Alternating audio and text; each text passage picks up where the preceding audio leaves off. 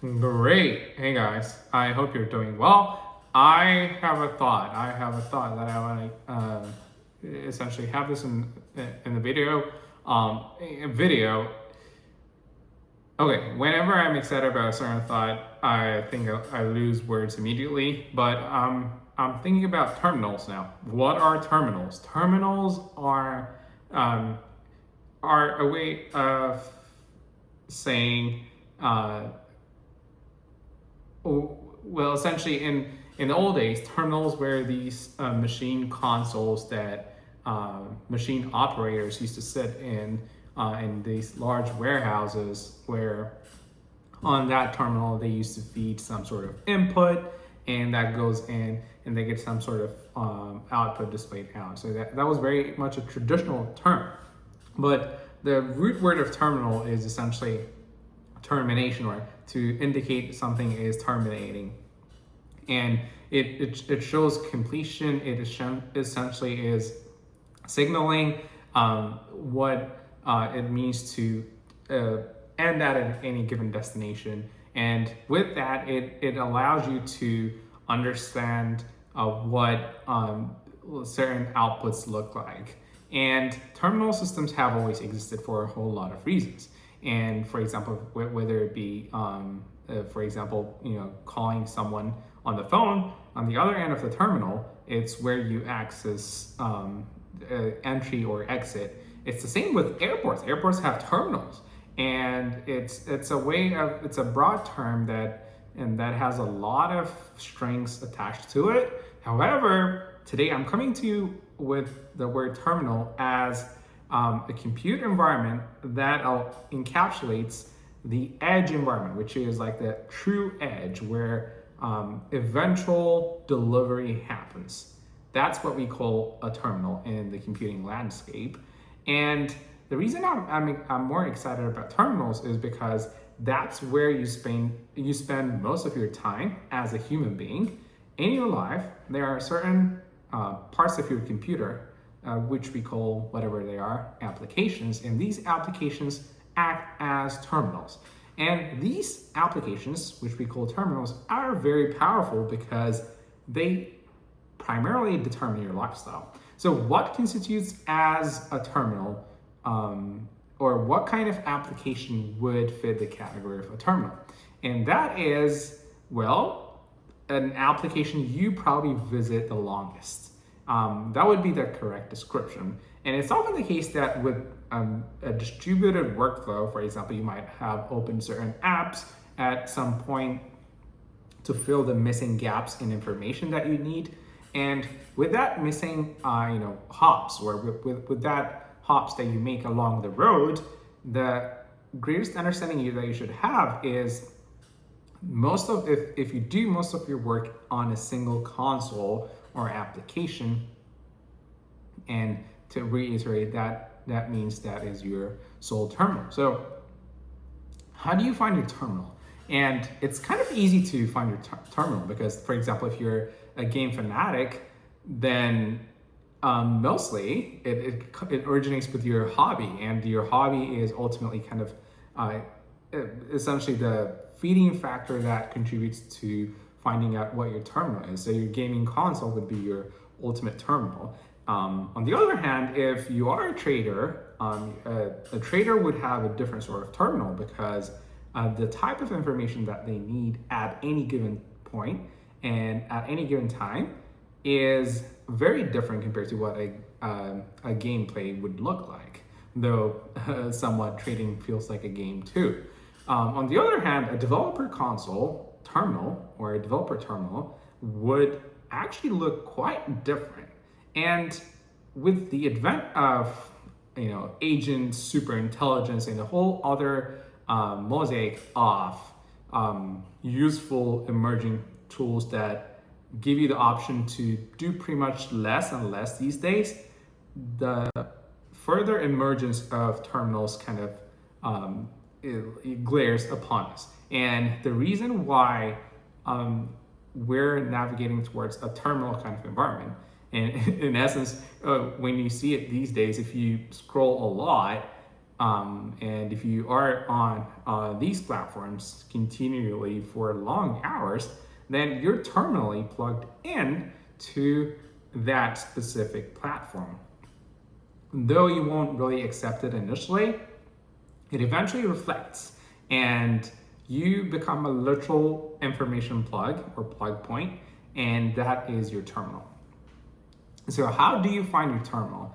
I know this sounds so cheesy because in some sense, the only way that we can grow forward in this day and age or in this information age is where you take a sip or where you feed from as an information source. And for me, for instance, I grew up in the markets, and for a large duration amount of time, I spent most of my hours on the trading terminals. And I'm wired essentially, certainly differently compared to someone else who has spent their time mostly on another part of a terminal application. And what I'm trying to pose here is that it doesn't necessarily have to be a single application as well. It could be, either way, using different applications. It's not that you won't be using a certain set of applications at one point and whatnot. What I'm trying to say is that where did you actually get impacted the most to a certain degree? And anecdotally, from my experience, what I have particularly found out is that it's particularly trading systems and those kinds of terminals that have so impacted me so much. And why did I even get into the concept of terminals? The reason I brought up terminals is because terminals are where business is handled at scale. And a closely related quote that has truly stuck with me is that if you can tell a very consistent, unchanging, essentially business, essentially for you to call something a business, it has to be long-standing. Beginning in starting from the past and then going far forward into the future, project out, let's say 10 years into the future. If you can call something a business, if it can withstand the test of time across that time period. And that means whatever you do, it still can be a source of cash flow and revenue and a whole lot of other things. And to start a business, you need to identify these kinds of terminals. And if you can identify these terminals, then essentially that is your go-to, or where you're going to go there, or that would be your go-to market. And essentially you'll create whatever application it is or whatever inspires you. And then that was kind of the main driving factor for me to start off with this conversation and really try to understand why you actually need to create your own terminal. And that's primarily it. One of the funny aspects is that the emergence of attention deficitness from the fact that you probably had to deal with multiple applications or multiple information sources, and for that your brain had become fragmented for whatever reason. And that is kind of a funny coincidence because now you have to be less fragmented, assuming you have a very autistic, super intelligent system right in front of you that is doing the crunching, the analysis, the information gathering and whatnot. And this gives you the opportunity not to really worry about the essentially the hard part of the process, which is cleaning up and extracting the absolute truth out of an information mess. And that part is almost getting, well, there's like a huge amount of information still to go through, and then distill a very truthful information that you can act on. Doing that is, it takes quite a huge amount of energy. And that's why you have these current day primitive state LLM tools, and then in the near future, super intelligence tools that enable you to have this sort of terminal. And the crazy aspect of this is that the only limiting factor from you to enable your goals is this communication bandwidth. In essence, you're trying to communicate at the speed of your essentially typing speed, and having to do your inputs and outputs. That's kind of the bottleneck here, right? You can mention a lot of bottlenecks as well. And even with the existing state of information, with the corpus of information, there's still a whole lot of alpha in there, or there's still a whole lot of opportunity in there that really bestows you the most opportunity to find some meaningful structure out of it, and then essentially act on that data. And then there's the other side of agency, where you can continually run this in a forever loop without running out of resources.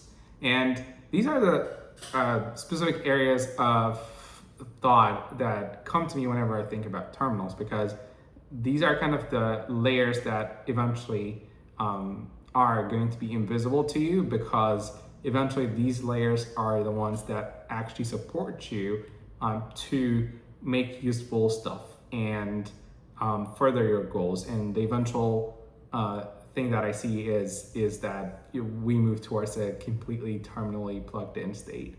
And that might be a little interesting, because when you think of it, we're already terminally plugged in. Like, we spend a lot of our time on computers, so that's a certain level of plugged inness. And essentially, we're kind of plugged into these computers to like a complete dependence. And this augmentation is somewhat loosely coupled at this point. However, imagine, so actually it's hard coupling. You don't leave your place without a phone on you or some kind of computer on you these days. So it's like it's almost an extension of your physical cortex or your physical system, and it's basically your exosystem that continually is attached to you. And if your phone battery kind of dies down, you almost kind of die down, because it's your energy is somewhat slightly coupled. It's not like a strong coupling, but there's like a somewhat of a slightly more nuanced coupling to your systems. So you're deeply resonating with these systems because they bring information to you. They're and somewhat the initial goal was to use these systems as a way to rule to rule the world around you. However, there might be moments where suddenly they try to reign over you, and it can be really challenging to eclipse that balance. So kind of taking that, I went too deep in the philosophical side of things, but backtracking and floating out backwards to the main point of discussion here, what I'm trying to say is that if you essentially want to find your mode, the best strategy is to find a single terminal that you can improve in a drastically better way, because it's not always necessarily that the more information you display, the more you'll be able to absorb. And that's kind of one of the constraints of these systems, because your imagination might feel scoped, and that's not how humans or natural human beings think, actually. And they somehow block your memory. In the past, I was too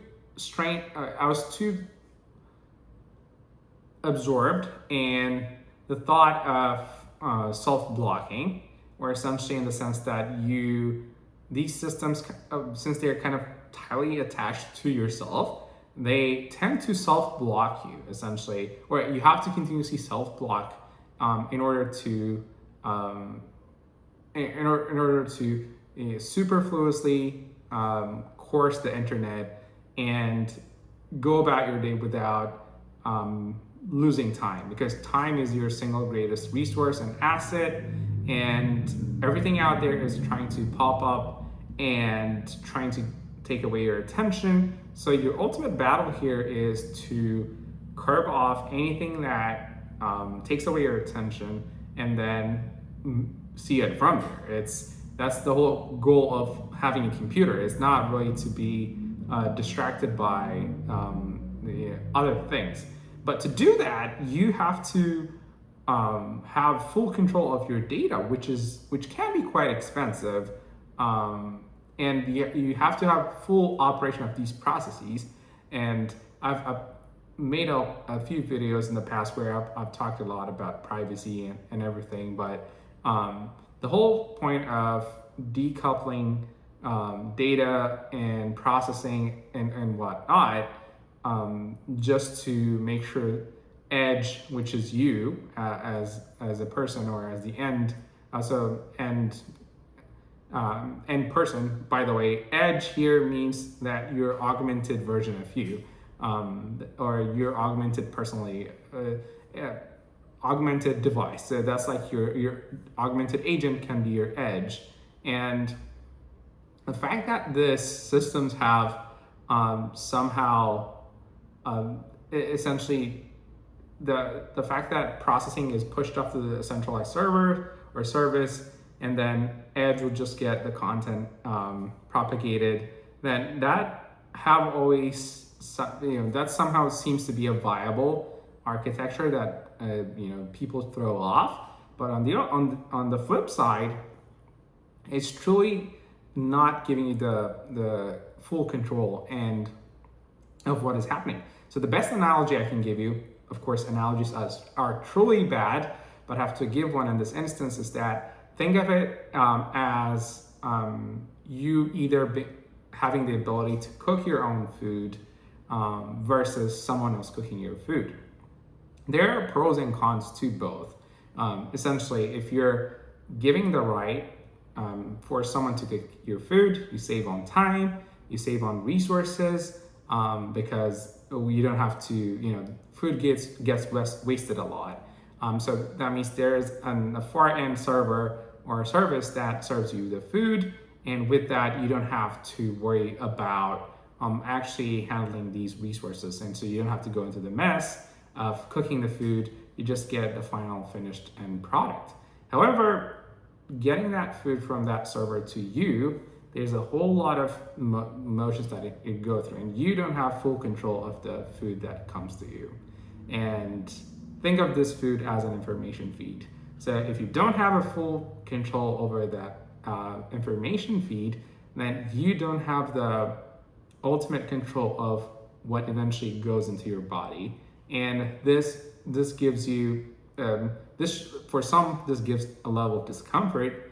And if you, on the flip side, if you have full control, for example, if you go and curate the specific ingredients and also craft the recipes and everything, and have a full control of the process, on the flip side, you might have a very nutritious and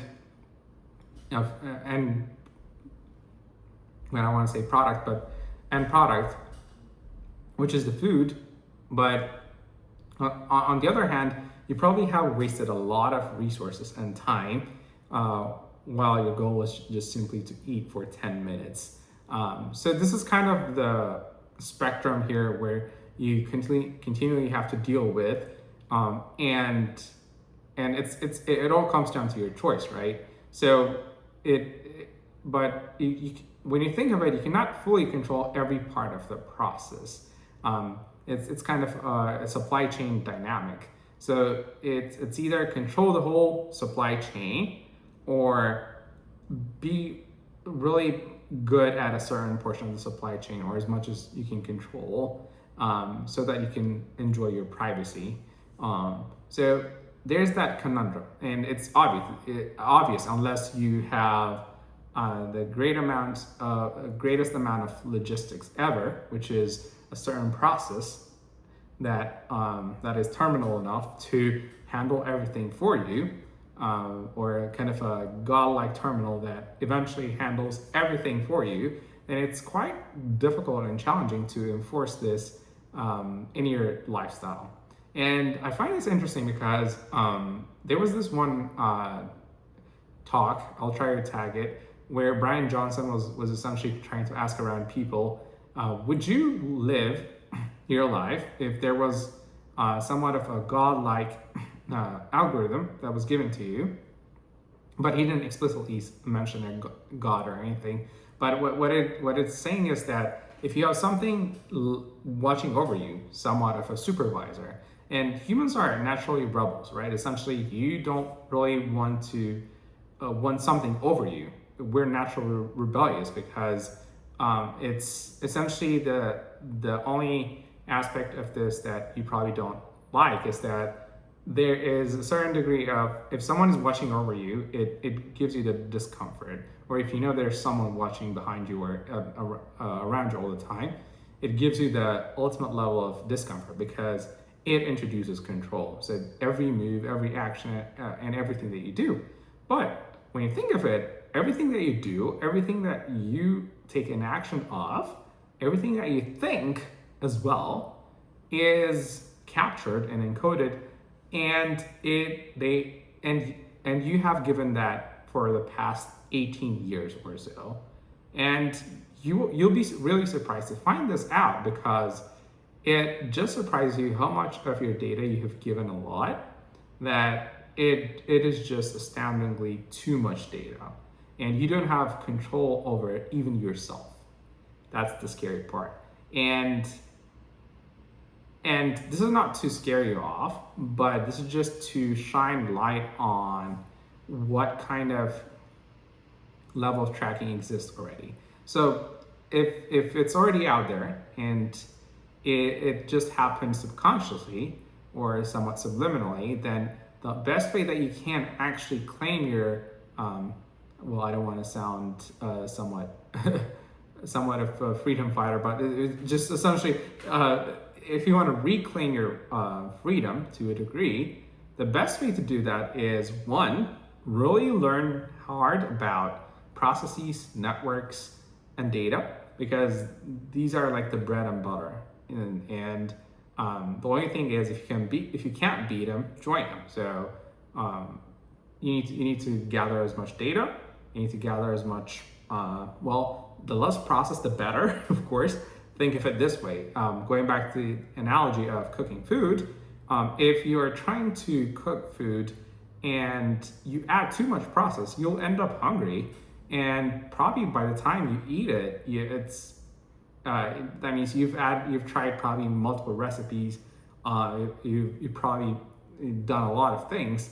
But if you don't meet the eventual goal of eating the food, then that's not really beneficial to you. So you're tracing back to the main thing.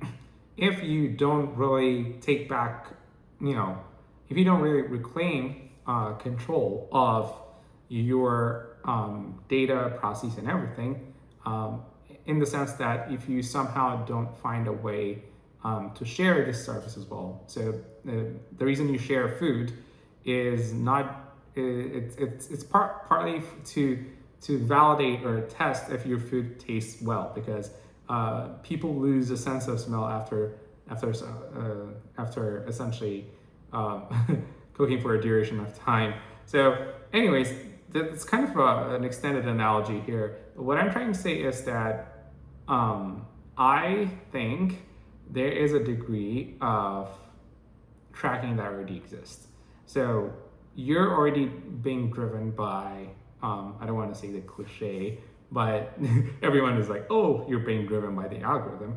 Well, you have the option. You can just turn off everything, go off grid, but that's not really a wise option as well. So it just happens so that there's a great deal of tracking happening. And retracing again to my point, So would you have the interest? So in going back to the main thread that I was talking about, so Brian Johnson was telling a group of people he had gathered, would you consider a life where you would live a totally essentially guided life, and everything that you do is optimized by an overseeing entity, and it knows your denials, it knows your every actions that you're going to take,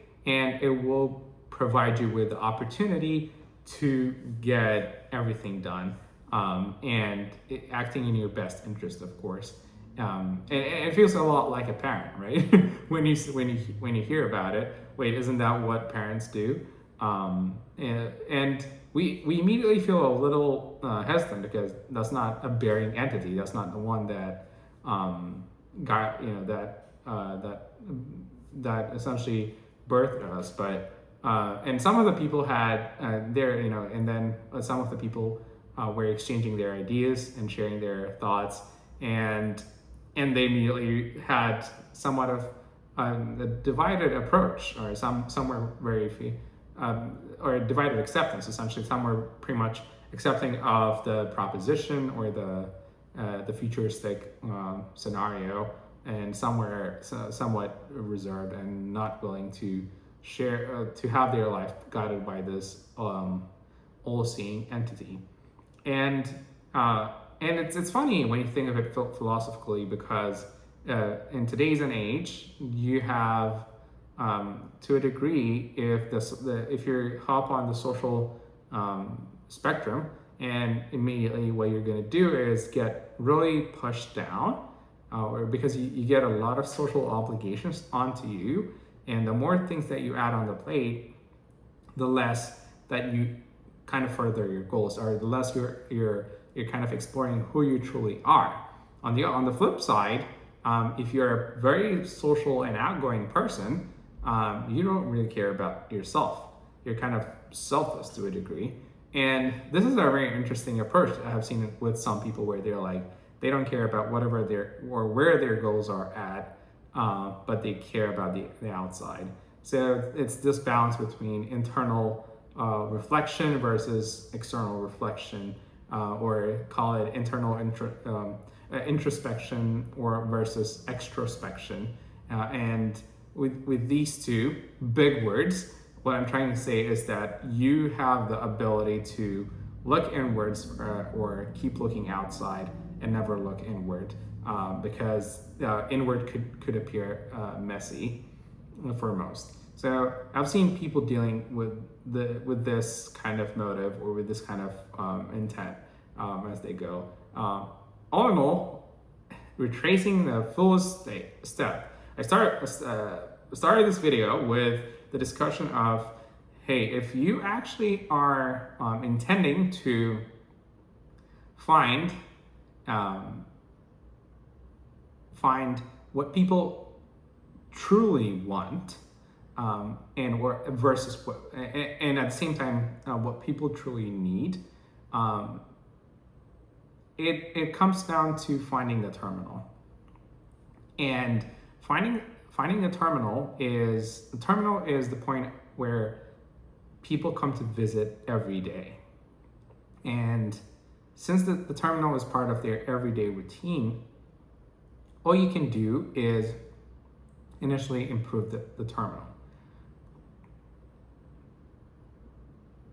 If you cannot improve the terminal, then there's no point of actually building something for them. So imagine building another place for them to visit, and all they care about is a terminal. They would never come to your new terminal or a new place. And that's kind of the understanding that I eventually unlocked. And